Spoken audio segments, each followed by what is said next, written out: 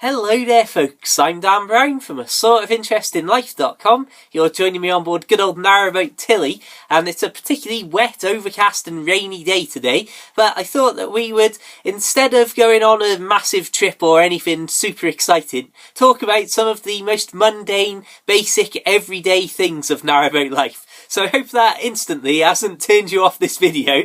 I should have really worded that better, I think. But really, I just wanted to go through some of the daily or very frequent rituals that I go through that are almost sort of, right, I'm on autopilot just doing this quick little job or doing this, doing that. And because that's an almost endless list of things that you could talk about, all sorts of stuff to do with the engine, all sorts of stuff to do with maintenance of the boat and the systems on the boat, I thought, right, we'll theme this to the more daily life things and give it the sort of late at night, first thing in the morning theme. So, without further ado, let's dive straight in and look at some of the little things from everyday boat life, or at the very least, frequent moments of boat life that aren't particularly exciting. Yeah, this is a great video introduction. This is really selling it to you. Anyway, in the theme of last thing at night, this is me getting back to the boat a couple of days ago after I'd been up to my friend's house. This is probably between 10 and 11 and just stepping down into the boat after locking my bike up. It's fantastic to switch on all these fairy lights, especially now I've got my nice warm white lights as well as the blue ones. It really does have a nice cosy feeling. Of course, here I'm switching on the proper lights just while I pack my things away from my bag.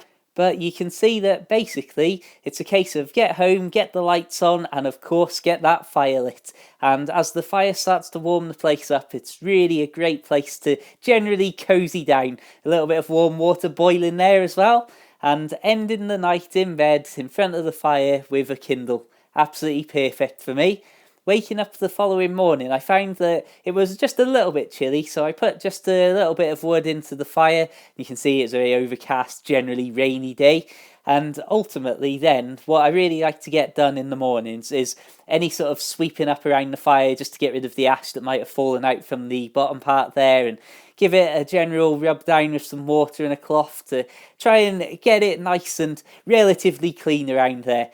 Of course, I also, as some of you know, keep all of my wood just stored in the bow of the boat so I can easily reach it through the front there, which obviously first thing in the morning I want to re-top up any supplies of wood that are on the inside of the boat just to make sure that I've got some nice dry kindling. Over the winter months when I'm not moving the boat as much but I'm using more electricity in lighting and things like that, I like to turn the engine on and let it charge up the leisure batteries while I'm doing these little jobs, whether that's sweeping up, whether it's, as you're seeing now, sweeping the top of the boat down.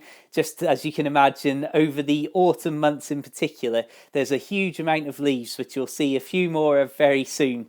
And at the moment, I'm moored up underneath a tree with a load of berries that keep falling on the roof and everywhere. So I like to give the boat a general quick rub down and sweep down to hopefully keep it looking nice and clean. I really do wish I'd kept on top of painting up the little chipped paintwork patches, because that's going to be a big job for next summer. Just as with the wood supply, I also keep a couple of bags of coal in the bow of the boat, and I have that coal bucket there to keep a good amount of coal inside the boat as well, so I fill that up maybe once, maybe twice a week, depending. The introduction to this video, as well as this little clip I'm recording now, was recorded about midday, almost exactly 12 o'clock I'd say. And if we look through the window, then you can probably tell that just from the water or the rain still on the glass, it hasn't been the driest day ever, but looking out there now, it's starting to get a little bit brighter than it has been this morning, and also the temperature isn't as bad as it could be. It's not absolutely freezing, and as you can see, it's not filled with snow and ice and all sorts of winter blizzard conditions out there. And on these sorts of days, I find that I don't want the fire topped up too much, and I often let it run out sort of around the dinner time mark, rather than keep it topped up, because when it's, well, certainly on a boat like Tilly, I should just throw that in, you've got to remember that looking down Tilly, you're never really further than about 10 foot away tops from the fire. So if we look in there, you can see that there's hardly anything burning whatsoever in there.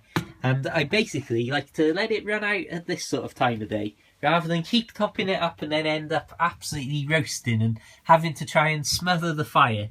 Because what I found over time is, if you let the fire, or if you try and smother the fire and it goes out completely, well, there's a lot of stuff in there, and there's all sorts of ash and soot covering coal and bits of half burnt this and half burnt that. Then it can be a real pain to try and get it relighted. So rather than let it get too hot, I try and err on the side of caution in the daytime and just top it up little bit by little bit. I just want to mention these vents in the roof. As you may have seen earlier in the video, how the smoke was blowing out from the chimney and all over the place, over the roof, sometimes down the side of the boat. It does tend to have the smell rather than the smoke, but just the smell of being in wood in particular, quite a strong, potent smell sometimes. It'll settle back into the boat, and there's something about that, and having your clothes smell of that sometimes. Like when I was outside dusting down the boat, I was obviously directly getting the smoke blow over me, so even hours later I could every now and then just get a whiff of wood smoke in me clothes, and although it's not perfect and ideal, there's a certain sort of charm to it, I think, personally. And one of the other things that I do like to do, and I've mentioned it in other videos and even in one of my books, I'm sure, is when I get back to the boat, particularly after a work night, if I cycle out to the boat, that itself is a nice way to relax and calm down as you're just cycling out down the country lanes. But just getting back to the boat, and just as I am now, walking around it, standing on the stern, walking down the gunnels to the front, and just generally enjoying being out and about in a place like this, but still literally already being home.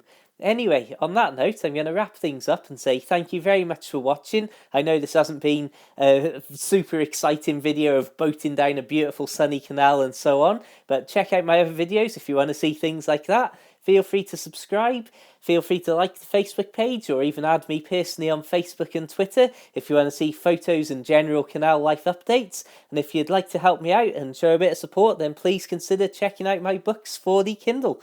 Check the links in the description for everything I just mentioned, and search Amazon for The Narrowboat Lad for my first ever boat book.